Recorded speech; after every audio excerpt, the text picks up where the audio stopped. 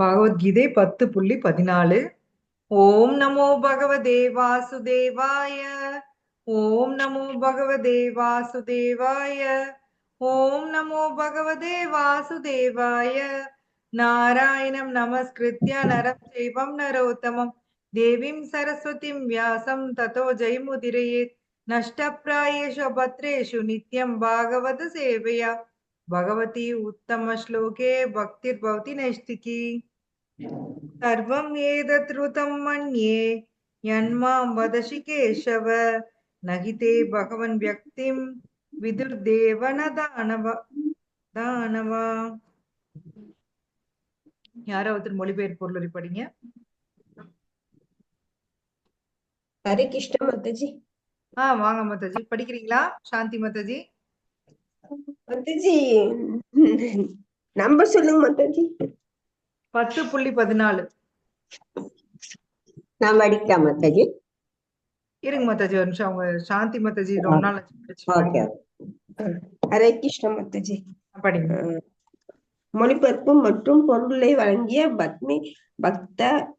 பக்தி வேதாந்த சுவாமி ஸ்ரீ பிரபுபாதருக்கு ஜெய். ஹரே கிருஷ்ணா. கிருஷ்ணா, தாங்கள் எனக்கு கூறியவற்றை எல்லாம் உண்மை என நான் முழுமையாக ஏற்கின்றேன். பகவானே, தேவர்களோ அசுரர்களோ உமது வாக்கியத்துவத்தை அறிய முடியாது. பொருளை அசுரத்தன்மை கொண்டவர்களும் நம்பிக்கையற்ற நபர்களும் கிருஷ்ணரை புரிந்து கொள்ள முடியாது என்பதை அர்ஜுனன் இங்கே உறுதி செய்கின்றான். அவரை தேவர்களாலேயே அறிய முடியாத போது நவீன உலகின் பெயரளவு அறிஞர்களை பற்றி என்ன சொல்வது? பரமபுருஷன் கருணையினால் பரம உண்மை கிருஷ்ணரே என்றும் அவரே பக்குவமான நபர் என்றும் அர்ஜுனன் புரிந்து கொண்டான். எனவே நாம் அர்ஜுனனின் பாதையை பின்பற்ற வேண்டும். பகவத்கீதைக்கு அர்ஜுனன் அதிகாரம் பெற்றவன் ஆவான். 4ஆம் அத்தியாயத்தில் விளக்கப்பட்டபடி பகவத்கீதையை புரிந்து கொள்வதற்கான சீட பரம்பரை விடுபட்ட காரணத்தினால் தனது நெருங்கிய நண்பனாகவும் சிறந்த பக்தனாகவும் தன்னால் கருதப்பட்ட அர்ஜுனன் மூலமாக மீண்டும் ஒரு சீட தொடரை கிருஷ்ணர் ஸ்தாபித்தார். எனவே இந்த கீதோபநிஷத்கான எமது அறிமுகத்தில் கூறப்பட்டுள்ளது போல் பகவத்கீதை பரம்பரை மூலமாக புரிந்து கொள்ளப்பட வேண்டும். சீட பரம்பரை இழக்கப்பட்ட போது அதனை புதுப்பிப்பதற்காக அர்ஜுனன் தேர்ந்தெடுக்கப்பட்டான். கிருஷ்ணர் கூறியவை அனைத்தையும் முழுமையாக ஏற்றுக்கொண்ட அர்ஜுனன் உதாரணத்துக்கு நாம் பின்பற்ற வேண்டும். பின்னர் நாம் பகவத்கீதையின் சாரத்தை புரிந்து கொள்ள முடியும். அப்போதுதான் கிருஷ்ணனே புருஷோத்தமரான முழுமுதற் கடவுள் என்பதை நம்மால் புரிந்து கொள்ள முடியும். ஹரே கிருஷ்ணா. ஹரி ஹரி ஹரி போல். ஹரே கிருஷ்ணா. இவ்வளோண்டு பர்பட்ல பிரபுபாத் நிறைய அர்த்தங்களை கொடுத்திருக்காரு. சோ நாம போன ஸ்லோகால நம்ம என்ன பார்த்தோம்? பரபிரம்மம் பரதாமம் பரமம் பவித்ரம் பரமம் பவான் புருஷம் சாஸ்வதம் திவ்யம் அஜம் விபும். எஸ், பகவானை பத்தி அர்ஜுனா புகழ்றாரு இல்லைங்களா? சோ அவர் சதுர்ஸ்லோகி சொல்லி முடிக்கிறாரு. சொல்லி முடிச்ச உடனே அர்ஜுனா இன்ஸ்டன்டா அது சொல்றாரு இல்லைங்களா? சோ நீங்க தான் முழு முதற் கடவுள் அப்படின்னு சொல்றாரு. கூடவே இன்னொன்னு என்ன சொல்றாரு? எல்லாரும் நாரதர், அசிதர்,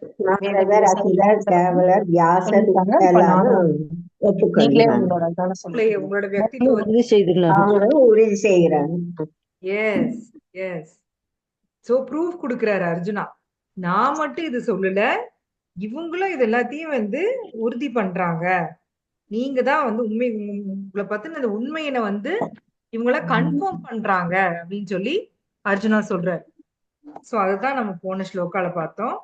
சோ இதுல என்னன்னா, அசுரத்தன்மையுடையவர்களும் நம்பிக்கையற்ற நபர்களும் கிருஷ்ணரை புரிஞ்சுக்க முடியாது. கண்டிப்பா புரிஞ்சுக்க முடியாது இல்லைங்களா? இன்னொரு லைன் கொடுத்திருக்காரு, தேவர்களாலேயே புரிஞ்சுக்க முடியாதப்போ அசுரர்களாக எப்படி புரிஞ்சுக்க முடியும்? சோ தேவர்கள் யாருன்னா, கர்மயோகா பண்ணி சகாம கர்மயோகா பண்றவங்க. அவங்க பாத்தீங்கன்னா அவங்களுக்கு பௌதீக ஆசை இன்னும் விடல, ஆனா பக்தி பண்றவங்க பக்தர்கள், பகவானுடைய பக்தர்கள் தான் தேவர்கள். ஆனா அவங்களுக்கு இன்னும் என்ஜாய் பண்ணணும் ஆசை இருக்கு. அப்படிப்பட்டவங்கள அவர் தேவர்களா சொர்க்கத்துல தேவர்களா வைக்கிறார். சோ அந்த ஸ்வர்க்கம் எங்க இருக்கு அப்படின்னா நமக்கு ஜஸ்ட் ஒரு லோகம் மேல இருக்கு, அவ்வளவுதான்.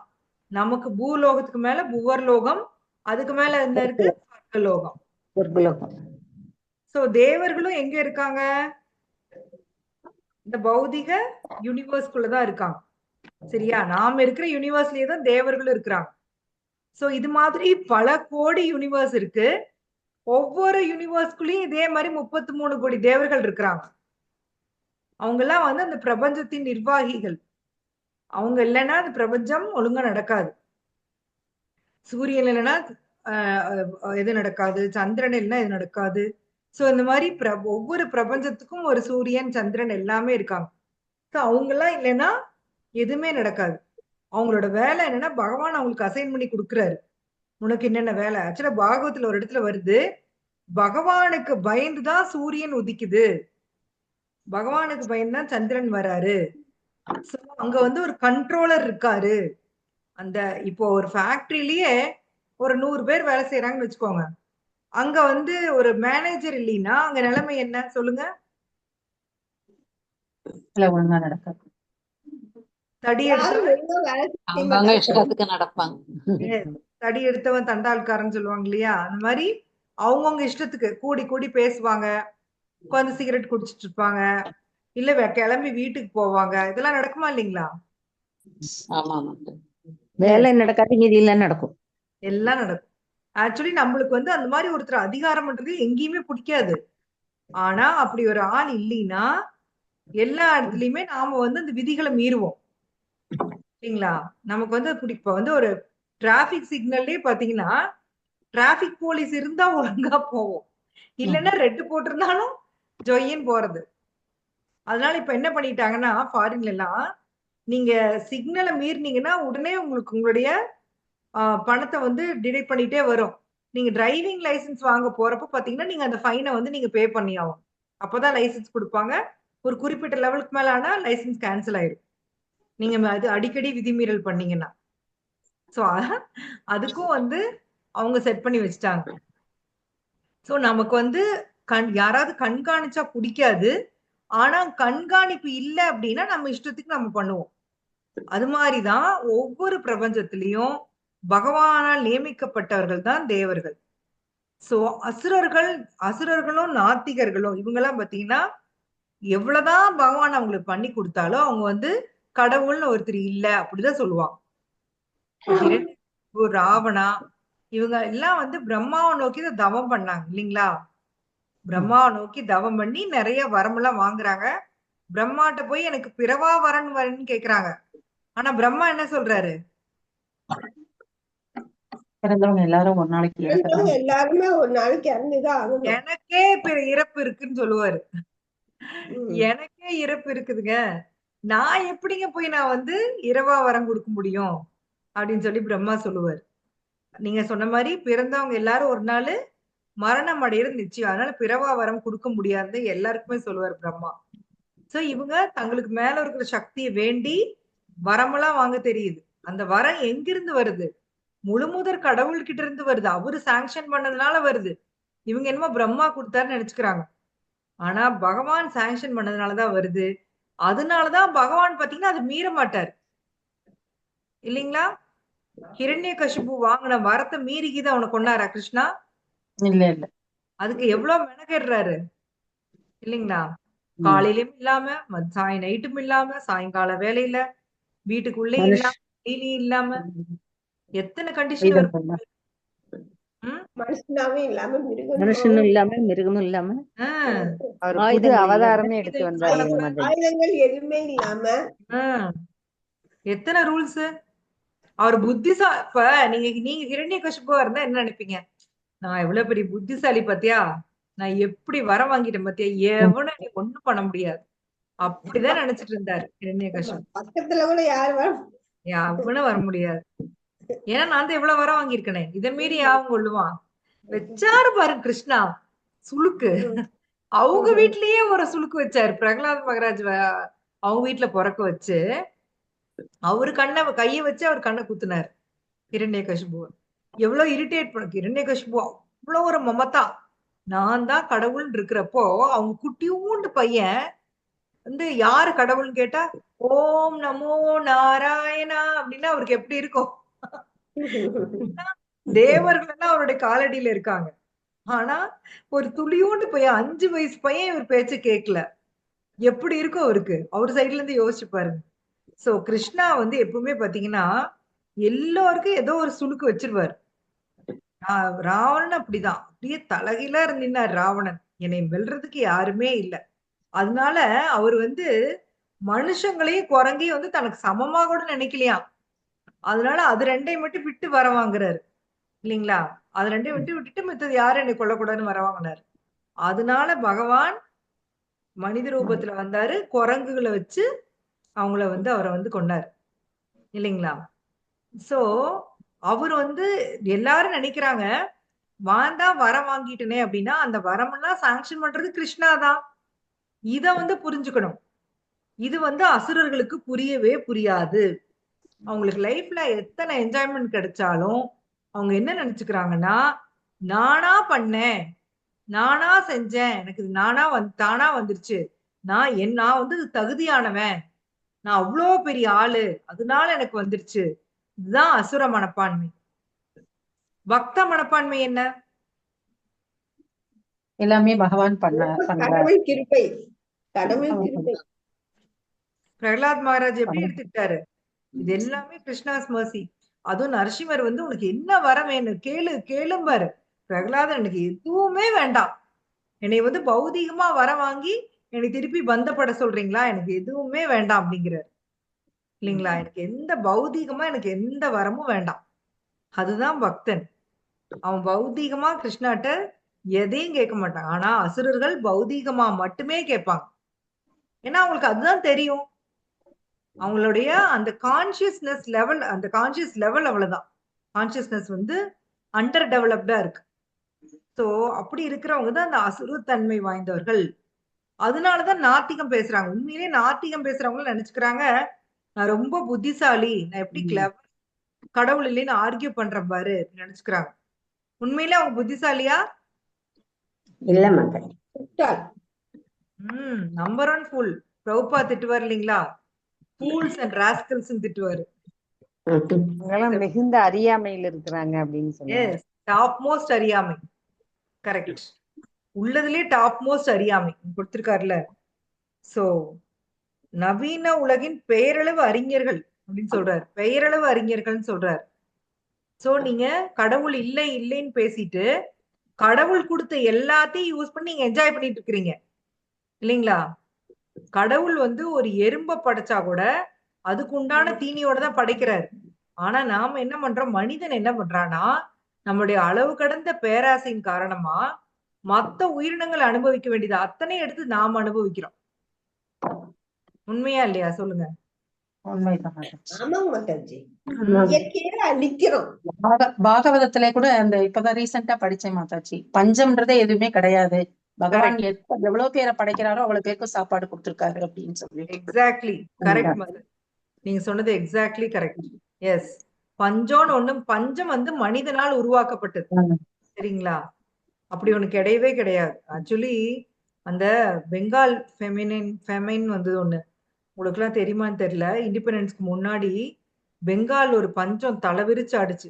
அதுக்கு என்ன காரணம்னா, இங்க இருக்கிற தானியங்கள் எல்லாம் கொண்டு போய் பிரிட்டிஷ் படை வந்து அவங்க வந்து இப்ப உலக போர் நடந்துட்டு இருந்தது.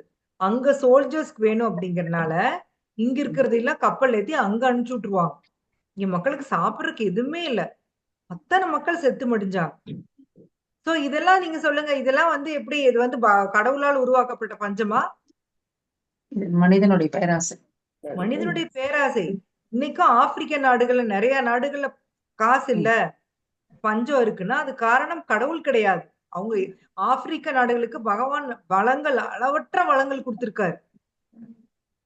உங்களுடைய ஒரு சில மனிதர்களுடைய பேராசைனால பல பேர் கஷ்டப்பட்டு இருக்கிறாங்க. சோ பஞ்சம் அப்படிங்கிறது ஒண்ணு கிடையவே கிடையாது. நாம வந்து சில மனிதர்களுடைய பேராசை, ஏதாவது ஒரு பிரச்சனை, அதாவது ஒண்ணு டிமாண்ட் வருதுன்னா எல்லாத்தையும் கொண்டு பதுக்கி வச்சுட்டு டபுள் ரேட் விக்கிறது. மழை வருதுன்னு போன மாசம் மாதாச்சி அப்படிதான் மெட்ராஸ்ல போட்டிருந்தாங்க, நியூஸ்ல போட்டிருந்தாங்க மாதாச்சி. நிறைய பிரெட் பாக்கெட் நூடுல்ஸ் எல்லாத்தையும் வாங்கி பதுக்கி பேக் வச்சுட்டாங்க பண்ணி அப்படின்னு. வச்சு சரி நீங்க அதை விக்கிறீங்க, பணக்காரர் ஆவறீங்க. எவ்வளவு நாளைக்குங்க நீங்க பணக்காரா இருப்பீங்க? அதை யோசிக்கிறதே இல்ல. எவ்வளவு நாளைக்கு இருந்துருவீங்க பணக்காரரா? அந்த பணமும் ஒரு நாள் கரைஞ்சு காணாம போயிரும் இல்லைங்களா? எப்பவுமே பாருங்க, ஒரு வீட்ல 2 ஜெனரேஷனுக்கு மேல அந்த காசு தங்காது. அடுத்த ஜெனரேஷன் போராதான் இருப்பாங்க. 3rd ஜெனரேஷன் ஜெனரேஷனா அவங்கதான் ரிச்சா இருக்காங்க அப்படிங்கறதே இருக்காது. கண்டிப்பா வந்து பணம் ஒரு இடத்துல தங்கவே தங்காது. பணம் வந்து சஞ்சலம். சோ நாம இப்படி சம்பாரிச்சு பெரிய ஆளாயெல்லாம் நினைக்கிறது முட்டாள்தனம். சோ அந்த மாதிரி அவங்களதான் பெயரளவு அறிஞர்கள் பகவானை குறிப்பிடுறாரு இல்லைங்களா? சோ இவங்க வந்து தங்களை வந்து ரொம்ப அறிவாளியா நினைச்சுக்கிறாங்க. ஆனா உண்மையிலேயே என்ன அப்படின்னா அறிவாளிகள் கிடையாது. ஏன்னு கேட்டீங்கன்னா அவங்களுக்கு வந்து கிருஷ்ணாவை பத்தியே தெரியல. அப்புறம் நீங்க என்ன அறிவாளி? உலகத்துல இருக்கிற எல்லா அறிவும் உங்களுக்கு இருக்கலாம். பக்ரா நங்கள் டேம் எங்க இருக்குது, யூரோப் எங்க இருக்குது, அமெரிக்கா எங்க இருக்கு, நீங்க எல்லாம் தெரிஞ்சு வச்சிருக்கலாம். அங்க இருக்கிற மூளை முடுக்கலாம் கூட உங்களுக்கு தெரிஞ்சிருக்கலாம். ஆனா நீங்க அறிவாளியா? கடவுள்னு ஒருத்தர் இருக்காரு அப்படிங்கறத புரிஞ்சுக்காதப்போ நீ எத்தனை பௌதிக படிப்பு படிச்சு என்ன பயன் இல்லைங்களா? இதுல வரும் நாகத்தின் மேல வைக்கிற அந்த ரத்தனத்துக்கு கல்லுக்கு ஒப்பாகும் சொல்லியிருப்பாங்க. பிணத்துக்கு செய்யற அலங்காரம் சொல்லி பிரபுபாத் கொடுத்திருப்பாரு. சோ அதாவது உண்மை தப்பான ஆள் கத்துக்கிற கல்வி எப்படின்னா பிணத்துக்கு செய்யற அலங்காரம் மாதிரி எப்படிம்பாரு. பிணத்துக்கு செய்யற அலங்காரம் எதுக்காவது யூஸ் ஆகுமா? இல்லைங்களா? எஸ். அது மாதிரிதான் நாம கத்துக்கிற கல்வி எப்படி இருக்கணும்னா நம்மள ஐயோ நான் ரெக்கார்டிங் போட்டேன் இல்லையா மாதாஜி? இருந்து மாதாஜி போட்டிருந்தீங்களே. போட்டீங்க பாத்துங்க மாதாஜி. நாங்க ஓகே ரெக்கார்டு இருக்கு ஆயிட்டு ஓகே. சோ நாம் ஏதோ சொல்லிட்டு இருந்தோம். பிணத்துக்கு செய்யற அலங்காரம் எஸ். உண்மையான கல்வி அப்படிங்கிறது நான் யாரு, கடவுள் யாரு, எனக்கும் அவருக்கு என்ன தொடர்பு, இத புரிஞ்சுக்கிறதா உண்மையான கல்வி. சோ பகவானை ஏத்துக்கிறவன் தான் வந்து ஆத்திகன். ஏத்துக்காதவன் வந்து என்னது? நாத்திகன். அப்ப அவனால கிருஷ்ணாவை புரிஞ்சுக்க முடியுமா சொல்லுங்க? புரிஞ்சுக்கவே முடியாது. மாட்டாங்க. நாத்திகனால புரிஞ்சிக்கவே முடியாது. துரியோதனோட சபையில பகவான் விஸ்வரூபமே காமிச்சாரு. அவங்களுக்கு அதனால அதுதான் புரிஞ்சிருச்சா என்ன? உண்மையில அறிவுள்ளவனா இருந்திருந்தா துரியோதனா அந்த விஸ்வரூபத்தை பார்த்தனே போர் நிறுத்தி இருக்கணுமா இல்லையா? பண்ணலையே. அது தோணவே இல்லை மாதாஜி. ஏன் தோணல அதான் கேக்குறேன். ஏன்னா பகவான் அவருக்குள்ள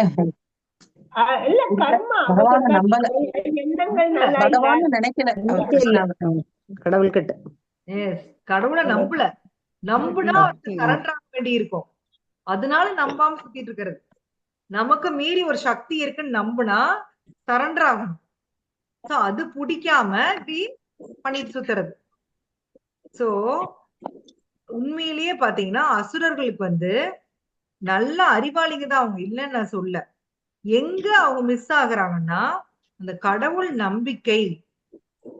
அது ஏதோ மாதாஜி ஏதோ அசுரனுக்கு சொல்றாங்க, நமக்கெல்லாம் நானும் வந்து பெரிய தேவர் மாதாஜி அப்படிதான் நினைக்கிறீங்க? இல்ல மாதாஜி, நம்ம கிட்ட நிறைய குணங்கள் இருக்கு, வேண்டாத குணங்கள் எல்லாம் இருக்குது. நம்மளும் அசுரர்களுக்கு பங்கு இருக்கு நம்மகிட்டயும். என்ன கிருஷ்ணாவை நம்பல? இல்ல மாதாஜி, நம்புறோம். ஆனாலும் வேண்டாத குணங்கள் இருக்குத்தானே செய்யுது. இன்னும் ஃபுல்லா நம்பல. கிருஷ்ணாவையும் குருவையும் உண்மையா ஃபுல்லா நம்பினோம்னா நம்மளுடைய பக்தியில நம்மளுடைய வளர்ச்சியை யாருமே தடுக்க முடியாது. சரிங்களா? நாம இன்னும் ஃபுல்லா நம்பல. அதாவது ஒரு குறிப்பிட்ட நம்பிக்கை இருக்கு. ஹரே கிருஷ்ணா சொன்னா கிருஷ்ணாட்ட போயிடலாம் பிரபுபாத் சொல்றாரு, ட்ரை பண்ணி பார்க்கலாம். நமக்கு என்ன ஃபுல்லா நம்பிக்கை வரல, ஆனா ஆச்சாரியா சொல்றாரு செய்யலாம் இல்லைங்களா? அப்படிதான் நம்ம ட்ரை பண்ணிட்டு இருக்கிறோம் உண்மையில. ஏன்னா நம்மளுக்கு இன்னும் அந்த பிரத்யட்சமா அந்த அனுபவம் இல்ல இல்லைங்களா? நமக்கு நேரடியான அனுபவம் இல்ல. சரி, இன்னொருத்தர் வந்து சொல்றாரு, அதனால ட்ரை பண்ணி பார்க்கலாம். அதுதான் நம்மளுடைய நிலை. சோ அது நல்லதுதான். அட்லீஸ்ட் வந்து நாம வந்து ஒருத்தர் கீழேயாவது இருந்து நம்ம பண்றோம் இல்லைங்களா? அதையும் பண்ணாம எத்தனையோ கோடி ஜீவாத்மாக்கள் இங்க சுத்திட்டு இருக்கு. சோ நம்ம ஃபேமிலி மெம்பர்ஸே எடுத்துக்கிட்டோம்னா, நாமளா பக்தியில இருக்கோம்.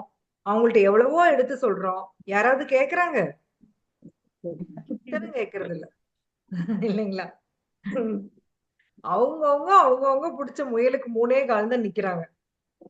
சோ ஏன் அப்படின்னா, நான் சொன்ன மாரி கிருஷ்ணாவை ஏத்துக்கிட்டா, அவருதான் கடவுள்னு ஏத்துக்கிட்டா, அவர்ட்ட சரண்டர் ஆக வேண்டி வரும். ஆனா நான் பெரிய ஆளுங்க. உலகத்திலேயே நான் தான் அறிவாளி. நான் தான் பவர்ஃபுல் மேன். இப்படிதான் ஒவ்வொரு ஜீவாத்மாவும் நினைக்குது. போன கிளாஸ்ல கூட பேசணும் இல்லைங்களா? ஒவ்வொரு ஜீவாத்மாவும் என்ன நினைக்குதுன்னா, நான் வந்து மிகப்பெரிய அறிவாளி. நான் டேலண்டடான பர்சனு. ஆனா அதே சமயம் நான் ரொம்ப பாவம். இந்த உலகத்துல தப்புன்னு நடந்தா அது மத்தவங்க மட்டும்தான் செய்யறாங்க. மாஞ்சாலி மாதா சிரிக்கிறாங்க. மத்தவங்க நான் செய்யறது இல்ல. படம் போட்டு காமிச்ச மாதிரி இருக்கா மாதாஜி? சோ நான் வந்து தப்புக்கு அப்பாற்பட்டவள். ஆனா நான் ரொம்ப பாவம். எல்லாரும் என்னை ஏமாத்துறாங்க. என்னைய டீஸ் பண்றாங்க. நான் வந்து எதிர்த்தே பேசுறது இல்ல. நான் ரொம்ப ரொம்ப பாவம். இப்படிதான் நம்ம எல்லாரும் நினைச்சிட்டு இருக்கிறோம். ஆனா இதுவும் கூட ஒரு வித அகங்காரம் தான். பொய்யான அடையாளம். நம்மள வந்து பொய்யா அடையாளப்படுத்திக்கிறோம். நம்மளோட உண்மையான அடையாளம் கிடையாது. நம்மளுடைய உண்மையான அடையாளம் என்ன? பகவானுக்கு நித்திய தொண்டா ஆற்றுவது, நித்திய நித்திய சேவை. சேவை. எஸ். ஜீவேர சொரூபகோய் கிருஷ்ணேர் நித்திய தாசன். தாசன். சரி, ஒரு நாள் ஏங்க இன்னைக்கு தாசனா இருக்கிறேங்க, நாளைக்கு வந்து கொஞ்சம் லீவ் விட்டுக்கிறேன், அப்படி பண்ண முடியுமா? நாம ஒரு நாள் லீவ் கேப் கிருஷ்ணா லீவ் போயிருவாரு அப்புறம் இல்லைங்களா? கிருஷ்ணா டாடா பாய் நீ லீவ் எடுமா, நானும் ஓடியே போயிருவாரு. அவர்தான் எஸ்கேப் ஆகிறதுக்கு ரெடியா இருக்காரு. நம்மள சிக்க மாட்டேங்கிறாரே. ஆமா. சோ கன்சிஸ்டன்சி வேணும் இல்லைங்களா? எப்பவும் பக்தனா இருக்கிறவன் எப்பவுமே பக்தனா தான் இருக்கணும். அந்த பக்தன்கிற பொசிஷனை விட்டு அவன் வந்து இறங்கக்கூடாது. சோ பக்தி அப்படிங்கறதே அது அந்த கன்சிஸ்டன்சி. கிருஷ்ணாவை நம்பிக்கை வருதுன்னா எப்பவுமே கிருஷ்ணாவை நான் நம்பணும். எப்பவுமே நான் வந்து அவருக்கு கீழே இருக்கணும்னு நான் முயற்சி பண்ணணும். இன்னமே நமக்கு அதுதான் இடிக்குது. ஒவ்வொரு ஜீவாத்மாவுக்குமே நான் கிருஷ்ணா, நான் கடவுள் நினைச்சிட்டு இருக்கறனால இன்னொருத்தருக்கு கீழே இருக்கிறது வந்து நான் கொஞ்சம் முன்னாடி சொன்னேன் இல்லைங்களா? அது நமக்கு பிடிக்கிறதே இல்ல. யாராவது நம்மள அதிகாரம்னா நம்மளுக்கு பிடிக்கவே பிடிக்காது. அட வீட்டுல ஒரு இத்தனோடு குழந்தை இருக்குன்னு வச்சுக்கோங்க. அதுட்ட போய் நீங்க அதிகாரமா சொல்லி பாருங்க, ஏதாவது கேட்கும்? யாருக்காவது அனுபவம் இருந்தா சொல்லுங்க. எதுவுமே கொஞ்ச நேரம் கேட்கும். கண்டிஷன் போட்டா கேட்கவே மாட்டாங்க. கேட்காது மாதாஜி, கேட்காது. அதெல்லாம் அந்த காலத்துல சொன்னா கேட்டுட்டு உட்காருனா உட்காருவாங்க, எந்திரின்னா எந்திரிப்பாங்க. இப்ப எதுவுமே ஆப்போசிட்டா தான் பண்ணுவாங்க. அப்பெல்லாம் ஸ்கூல்ல இப்படி வாய் மேல விரல் வச்சு வைக்க சொல்லுவாங்க. ஆமா. சின்சியரா அப்படியெல்லாம் வச்சு ஒரு காலத்துல இப்பெல்லாம் நினைச்சு டீச்சர் தான் அப்படி உட்கார்ந்துக்கும். கரெக்ட். மாதாஜி கரெக்டா சொன்னீங்க. டீச்சர் தான் அப்படி உட்கார்ந்து இருக்கணும். கரெக்ட். குழந்தைங்க அவ்வளவுதான், பேரண்ட்ஸ் வரிஞ்சு கட்டிட்டு வந்துருவாங்க. எஸ்.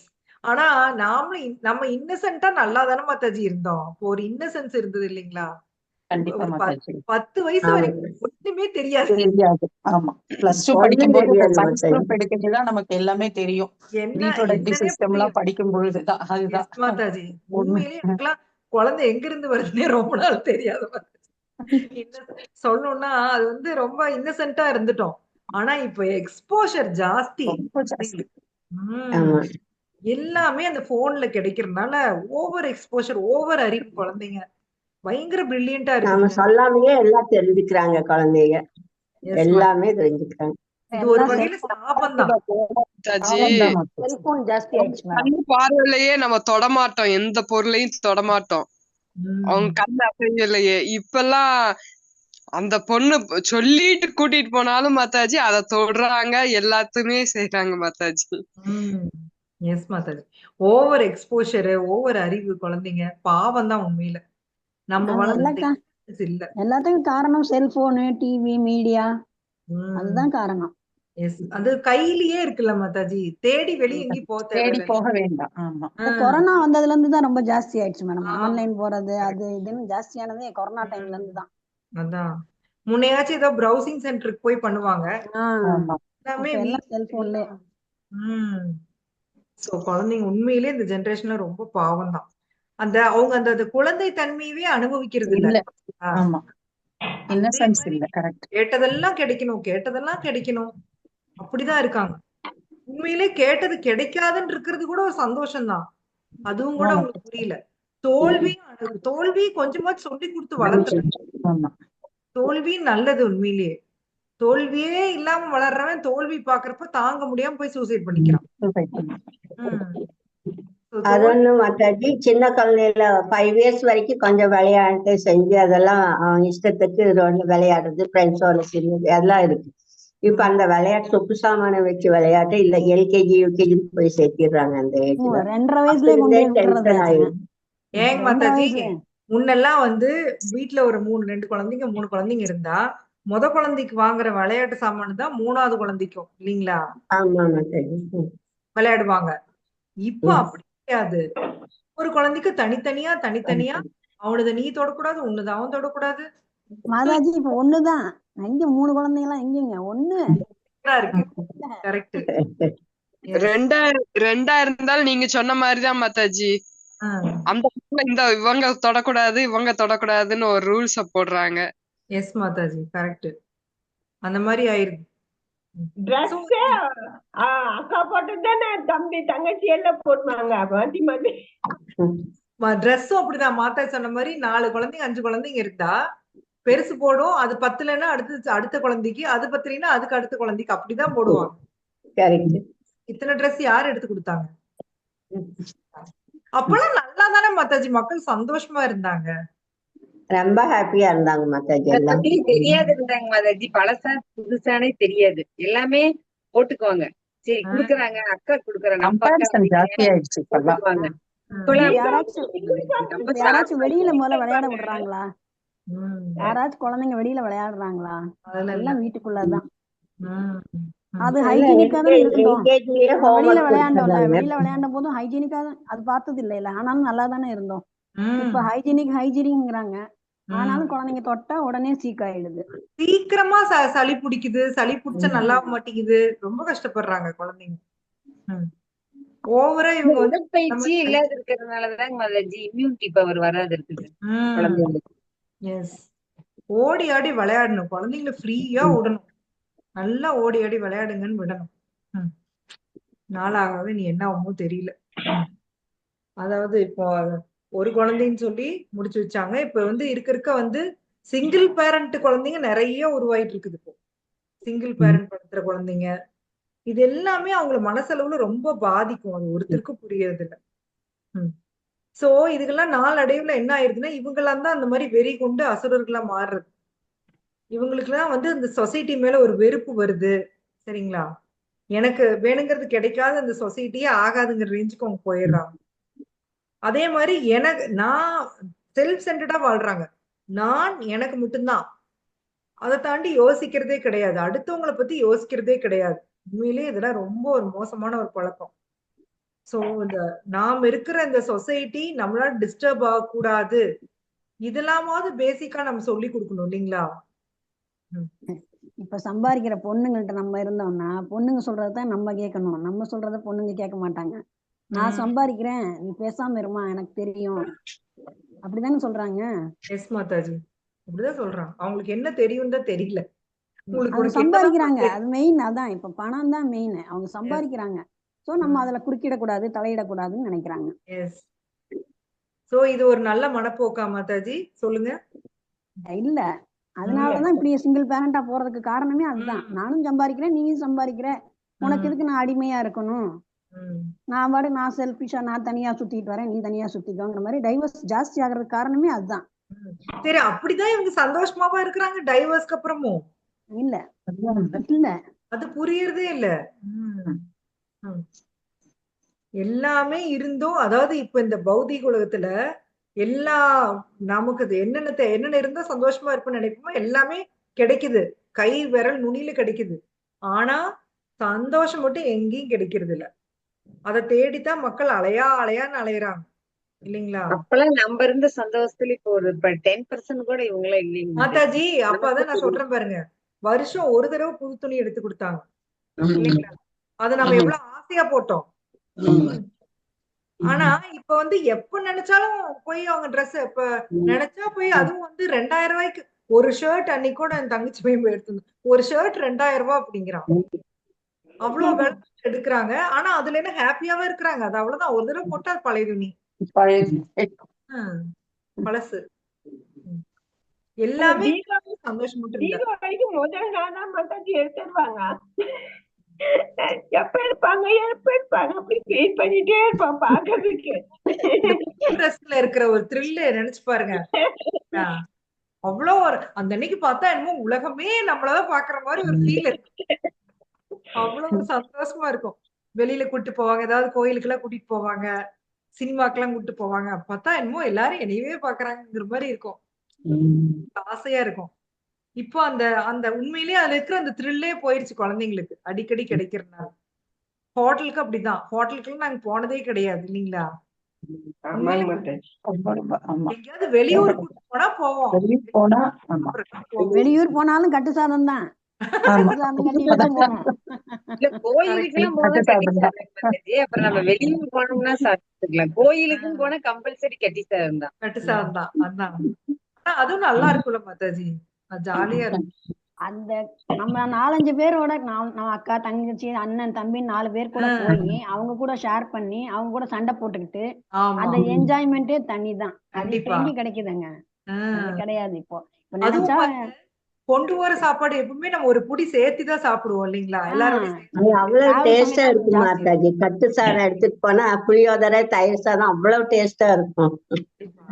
அதுதான் அதுக்கு காம்பினேஷன். புளியோதரை, லெமன் ரைஸ், அதுக்கு ஒரு துவையல்னா என்னன்னு கேக்குறாங்க. இப்ப துவையல்னா என்னன்னு கேட்பாங்க.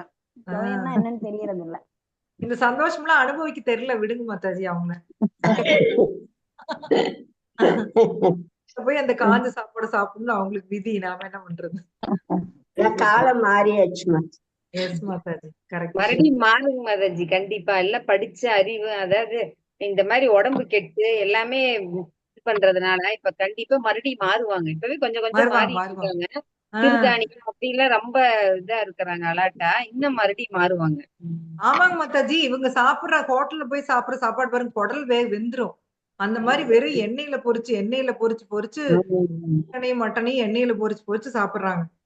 சீக்கிரமா குடல் வெந்து போயிரும். அப்புறம் வந்து பழையபடி நம்ம பழைய சாப்பாட்டுக்கு தான் வரணும். ஏன்னா அதுதான் நல்லா வயிற்றுல இருக்கிற புண்ணு ஆத்தும். ஹரே கிருஷ்ணா மாதாஜி.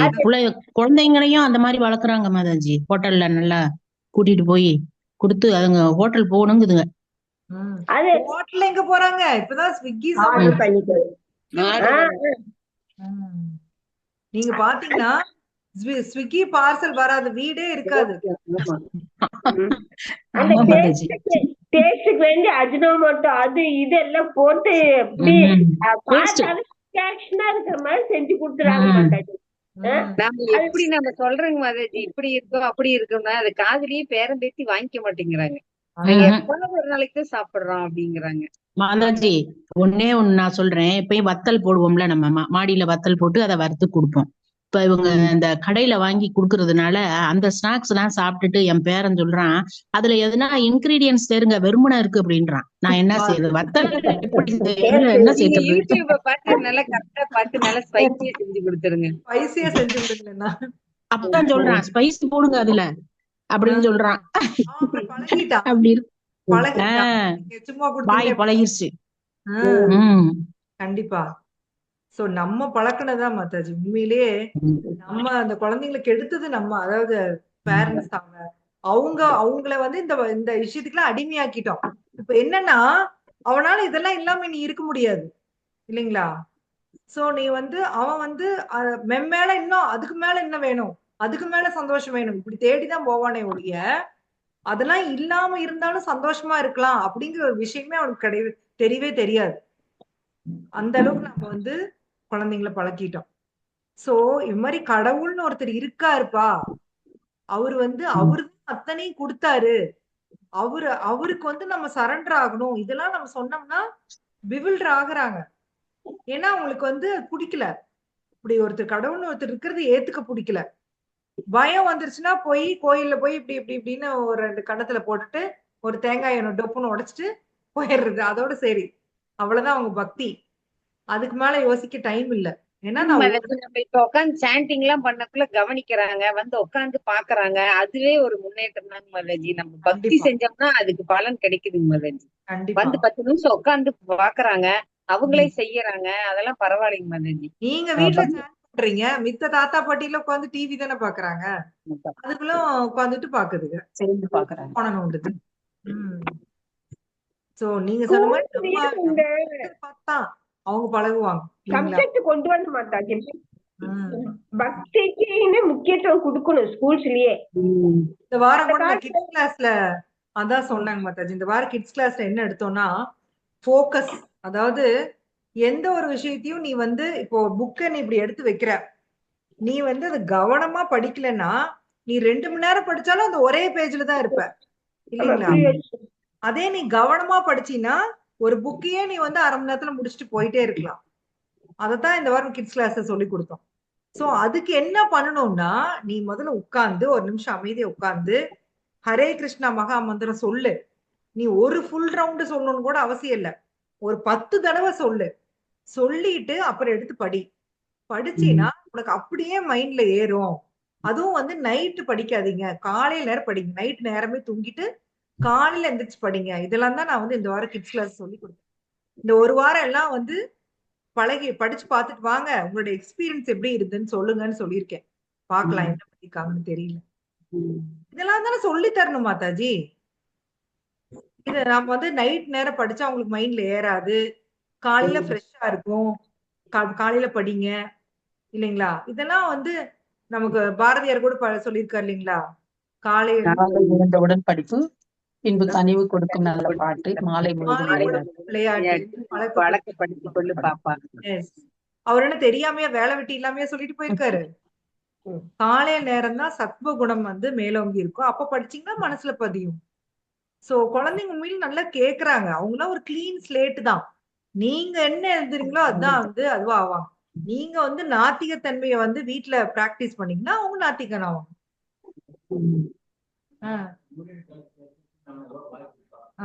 கொடுத்துருங்க, அம்மா கொடுக்க சொல்லி. சோ பேரண்ட்ஸ் வந்து நாத்திகர்களா இருந்தாங்கன்னா பசங்க நாத்திகளா தான் வருவாங்க. மாதாஜி சொன்ன மாதிரி இப்ப அவங்க உட்காந்து ஜபம் பண்றாங்கன்னா குழந்தைங்க அதை பார்த்துட்டு இருந்து அழகா ஜபம் பண்ணும். நீங்க அன்னைக்கு ஒரு வீடியோ பாத்தீங்களா, ஒரு குட்டி பையன் அழகா டிஸ்ட்ரிபியூட் பண்ணிட்டு இருந்துச்சு, ரொம்ப சூப்பரா இருந்தது. நிறைய பேர் அந்த காலை தொட்டு கும்பிட்டாங்க பாத்தீங்களா, சூப்பரா இருந்துச்சு இருந்தான்.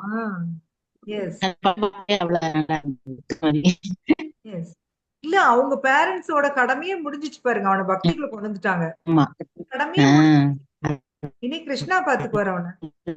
சோ பேரண்ட்ஸோட கடமை என்ன அப்படிங்கறதே பேரண்ட்ஸ்க்கு தெரியல, அவனை வந்து பக்திக்குள்ள கொண்டு வர்றதுதான் பேரண்ட்ஸோட கடமை குழந்தைங்கள. நீ மித்தபடி நீ அவனுக்கு சொத்து சேர்த்து வைக்கணும்னு அவசியம் இல்ல, கார் வாங்கி வைக்கணும்னு அவசியம் இல்ல, வேற எதுவுமே அவசியம் இல்ல. ஆக்சுவலா ஒரு பாகவத்துல வந்து வரும், ஸ்வயம்பூ மனுவா உத்தான பாதர் நினைக்கிறேன், அவரு துருவனுக்கு கல்யாணம் பண்றதுக்கு முன்னாடியே காட்டுக்கு போயிருவாரு. அதுக்கு கூட வந்து பிரபுபாதர் கொடுத்திருப்பாரு. அது கூட நம்ம அந்த செல்ஃப் ரியலைஸ் பீப்புளுக்கு வந்து அது கூட அவசியம் இல்லை அப்படிங்கிறாரு. அவங்க வந்து அந்த தேடி போறப்ப இது கூட இந்த கடமை கூட அவங்களுக்கு அவசியம் இல்லை அப்படிங்கிறாரு. ஏன்னா அதெல்லாம் தானே நடந்துரும், அவங்க இருக்கணும்னு அவசியமே இல்லை, அவங்க பகவானை நோக்கி போறாங்க. சோ பகவான தேடி போறதுதான் ஒவ்வொரு ஜீவாத்மாவுடைய உண்மையான கடமை. அது புரியாம மித்தது எல்லாம் நம்ம பர்ஃபெக்டா பண்றோம். நீங்க எதை பண்ணீங்கனாலும் சந்தோஷமா இருக்க முடியாது. ஏன்னா நீங்க முக்கியமான ஒரு கடமையை தவற விடுறீங்க. பேசிக்கா ஒரு முக்கியமான கடமையை தவற விடுறப்போ நீங்க வேற என்ன பண்ணாதான் சந்தோஷமா இருக்க முடியும்? சொல்லுங்க பாப்போம். சோ ஒவ்வொரு ஜீவாத்மாவின் கடமை என்ன அப்படின்னா, நான் யாரு, கிருஷ்ணா யாரு, எனக்கும் அதாவது கடவுள் யாரு, எனக்கும் அவருக்கும் என்ன சம்பந்தம், இத புரிஞ்சுக்கணும். அதுதான் வந்து ஒவ்வொரு ஜீவாவோட கடமை. உண்மையிலே அது புரியாம தான் நம்ம இன்னைக்கு வந்து இந்த நாத்திகவாதம் பேசுறதுக்கு எல்லாம் காரணம் என்னன்னா அதுதான். நாத்திகம் ஒண்ணு கிடையவே கிடையாது. இவங்களா உருவாக்கிக்கிட்டது. கடவுள்னு ஒருத்தர் இல்ல. சோ இது எல்லாமே ரொம்ப ரொம்ப தப்பு. இந்த அதாவது மனுஷங்களுக்கு செய்யற அபராதத்துக்கே வந்து நமக்கு பக்தி போயிடும் நம்ம பார்க்கலாம். கடவுளுக்கு செய்யற அபராதத்துக்கு யோசிச்சு பாருங்க என்ன ஆகும் அப்படின்ட்டு. எந்த காலத்துல மீண்டு வர முடியும்? பல கோடி ஜென்மம் ஆகும் அவங்களுக்கு திருப்பி பக்திக்கு வர. சோ அவங்கள பார்த்தா இனிமே பரிதாபம் தான் நீங்க பண்ணணும். ரொம்ப பாவம் இவங்க, அறிவாளிங்கன்னு நம்ம நினைக்க தேவையில்லை. ஐயோ பாவம், தெரிஞ்சே தெரியாம இப்படி தப்பு பண்றாங்களே. உண்மை தெரிஞ்சுன்னா உண்மையிலே குமாரர்கள் கூட பாருங்க, அவங்க 4 குமாரர்கள் அவங்க வந்து அருவவாதிகளா தான் இருக்காங்க. ஆனா பகவானுடைய இந்த வைகுந்த லோகத்துக்கு வர்றப்போ அந்த துளசி வாசம் அவங்க முகத்துல மூஞ்சிக்கு வரப்போ மூக்குக்கு வர்றப்போ அவங்க வந்து பக்தர்களா மாறுறாங்களாம். அப்புறம்தான் அவங்களுக்கு அந்த டேஸ்ட் புரியுது. அது வரைக்கும் அவங்களுக்கு அந்த டேஸ்ட் புரியல. சோ பக்தரா மாறுறதா அந்த அனுபவிக்கிறதுக்கு தான் தெரியும் அந்த டேஸ்ட். சோ பகவானுடைய அந்த லீலைகளை பத்தி பேசுறது, அவருடைய பக்தர்களை பத்தி பேசுறது, இதெல்லாம் தான் உண்மையிலேயே சந்தோஷம் தரக்கூடிய விஷயம். சோ இவர் இப்படி பண்ணாரு, அவர் இப்படி பண்ணாரு. இன்னைக்கு கூட ஒரு இது சொன்னாங்க, அதாவது நாம வந்து வெளியே வர்றதுக்கு வந்து ஒரு வாயு இருக்காமே, ஒரு குழந்தை வெளியே தள்ளுறது வந்து ஷட்ட அப்படிங்கிற ஒரு வாயுவாம். சோ அந்த அந்த ஷட்டகோப நம்பி அவரு வந்து அந்த வாயு வந்து ஏத்து நின்னாராம். கால் வழியா போறதா இருக்கு, தலை வழியா பிறக்கும்போது அந்த வாயு தலையில நமக்கு அஃபெக்ட் பண்ணும். நாம எல்லாத்தையும் மறந்து மாயையில மாறிடுவோம். கரெக்ட். சொல்லுங்க மாதாஜி இன்னொரு வாட்டி. அதாவது குழந்தை தலைகீழ அதாவது தலை வழியா பிறக்கும் பொழுது தலையில முதல்ல அந்த வாயு தாக்கும், நாம உடனே மாயைக்கு அடிமையாயிடுவோம்.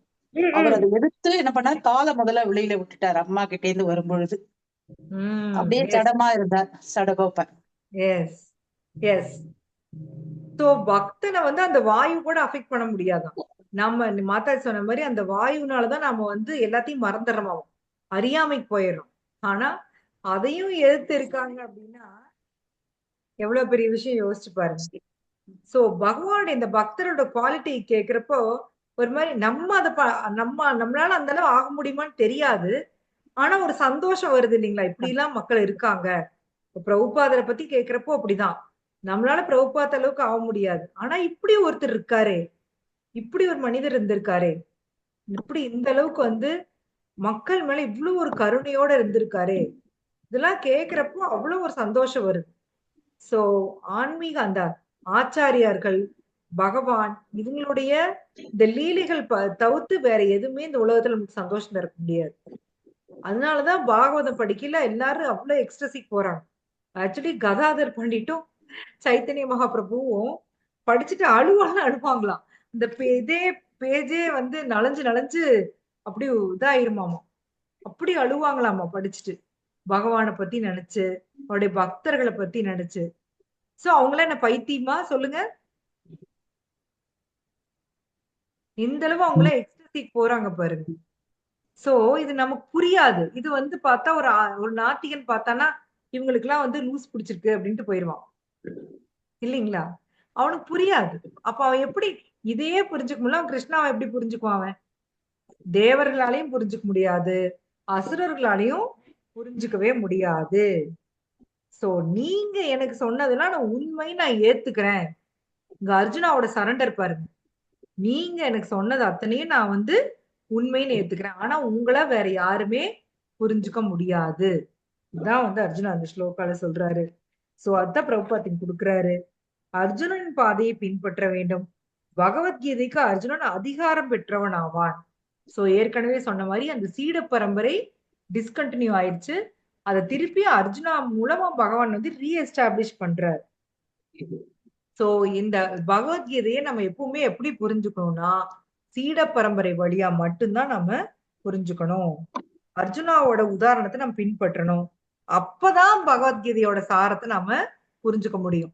நானே கிருஷ்ணாவை புரிஞ்சுக்க முடியுமா அப்படின்னு கேட்டீங்கன்னா வாய்ப்பே இல்ல ராஜா, சான்ஸே இல்ல. பகவானுடைய கருணையினால மட்டும்தான். அவரு பார்த்து நீங்க அவரை கெஞ்சுறப்போ அவரு பார்த்து இந்த ஜீவாத்மா கருணை கொடுக்கலான்னு முடிவு பண்ணி கருணை கொடுத்தாதான் அவரை புரிஞ்சுக்க முடியுமே ஒழிய நானா என்னோட சக்தியை வச்சு புரிஞ்சுக்கலான்னா சான்ஸே கிடையாது. அதத்தான் அசுரர்கள் பண்ணி பார்த்தாங்க. ஆனா அவங்களுக்கு அது நடக்கவே இல்லை. தேவர்களும் ட்ரை பண்ணாங்க. ஈவன் பிரம்மா ட்ரை பண்ணாரு. பிரம்மா பண்ணாரா இல்லையா? என்ன லீலா? இந்திரன் ட்ரை பண்ணாரு. அது என்ன லீலா? கோவர்தனம் எல்லாம் ட்ரை பண்ணாங்க. ட்ரை பண்ணி பார்த்துட்டு அப்புறம் என்ன நடந்துச்சு? 2 பேருமே என்ன பண்றாங்க? சரண்டர். இந்திரன் ஆடி போயிருவாரு. சரண்டர்.